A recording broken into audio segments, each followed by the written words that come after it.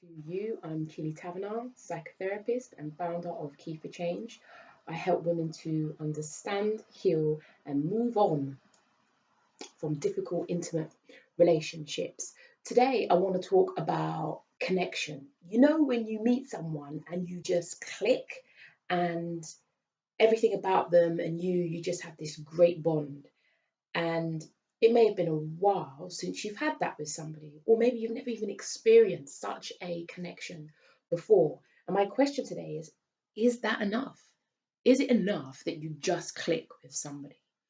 And based on my experience, what I've come to understand and I've come to realize is having that bond, having that connection, or just clicking with someone is the great basis for the foundation of an intimate relationship. However, it's not sufficient. It's not enough. Because if there's other aspects about that individual that could be potentially problematic, for example, I'll share my experience. I met an individual, we had a great connection. We began talking on the phone and we just vibed. We could talk for hours, and that was wonderful. It'd been a while since I'd had such an experience.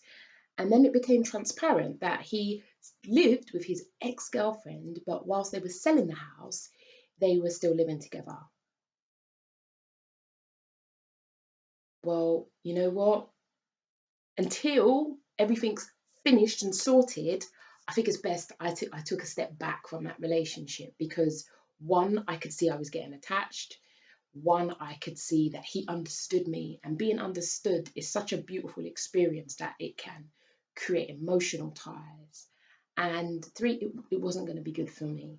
So my encouragement to you is if you have a great connection with someone and you're battling with yourself about um, whether that relationship is going to work out or whether that you should overlook certain issues, is to be mindful that actually um, having a connection and a bond is a great basis for a relationship, but it's not sufficient.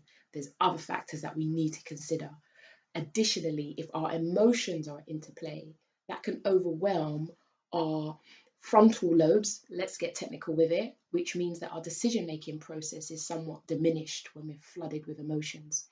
So, in that sense, it can be really important to take a step back, maybe even ask for advice or get help so that you're clear and you're making sound judgments about whether it's best for you to move forward with that relationship. I hope that helps you. It did me. It's helped me to circumnavigate certain issues and problems. Anyway, I'm Keeley Taverner, psychotherapist. Take care of you, because if you don't, who will?